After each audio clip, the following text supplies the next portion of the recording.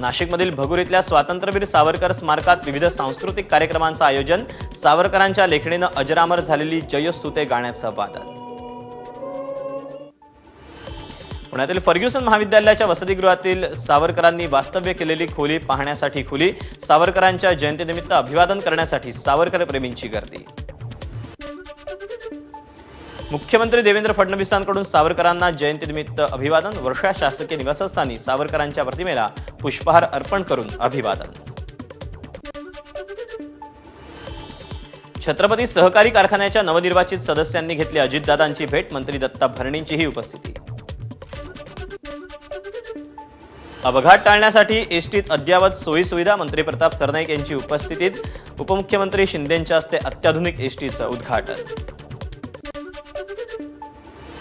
Bike taxi सेवेसाठी वाहतूक सुरक्षा मार्गदर्शक तत्व तयार। पिवळ्या रंगाचं वाहन अनिवार्य तर 12 वर्षांखालील मुलांना बाईक टॅक्सीवरून नेण्यास मनाई। सिंहगड किल्ला उद्या पर्यटनासाठी बंद। पावसाळ्यापूर्वी वन विभाग सिंहगडाचा दौरा करणार असून सुरक्षेच्या दृष्टीनं करणार पाहणी।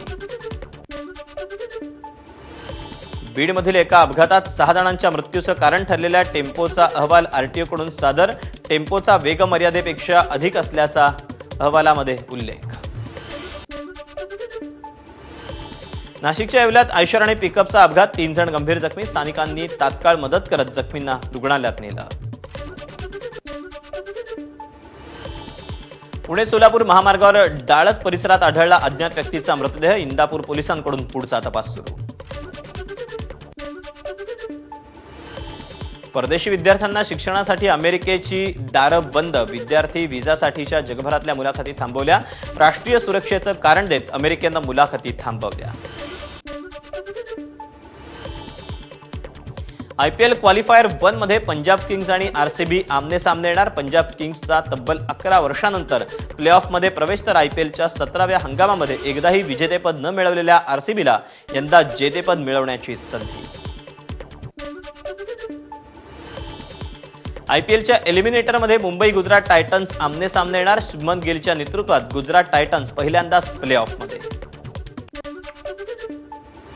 राज्यात यंदा मे महिन्यातच पावसाचा धुमाकूळ। मागील 10 दिवसात पावसाचे 21 बळी।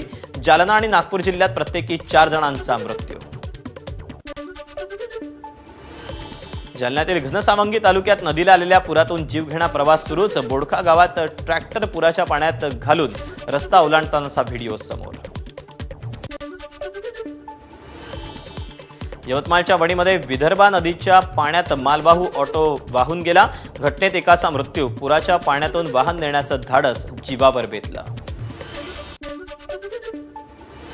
अहिल्यानगरच्या खडकीमध्ये पुराच्या पाण्यात अडकलेल्या गावकऱ्यांची सुटका। जिल्हाधिकाऱ्यांच्या विनंतीनंतर लष्कराकडून वेगानं मदत कार्य।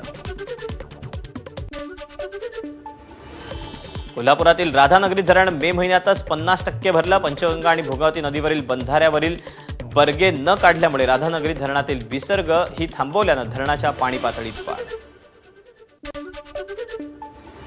पश्चिम विदर्भाची जीवनवाहिनी असणारी पूर्णा नदी यंदा मे महिन्यातच प्रवाहित। नदी प्रवाहित झाल्यानं स्थानिकांनी व्यक्त केला आनंद। धाराशिवमधील रामलिंग धबधबा प्रवाहित। यंदा मे महिन्यातच धबधबा प्रवाहित झाल्यानं पर्यटकांमध्ये उत्साहाचं वातावरण। सांगलीच्या शिराळा तालुक्यात चांदोली परिसरातील धबधबे प्रवाहित तर पाथरपुंज निवळे इथे अतिवृष्टी होत असल्यानं चांदोली धरणात 1,500 ते 2,000 क्युसेक आवक। अहिल्यानगरच्या अकोले तालुक्यातील मुळा नदीच्या उगमाजवळ असणारा आंबीत धबधबा धरण ओव्हरफ्लो। मुळा नदीत पाण्याचा विसर्ग सुरू। यंदाच्या पावसाळ्यात ओव्हरफ्लो होणारं आंबीत हे नगर जिल्ह्यातलं पहिलंच धरण।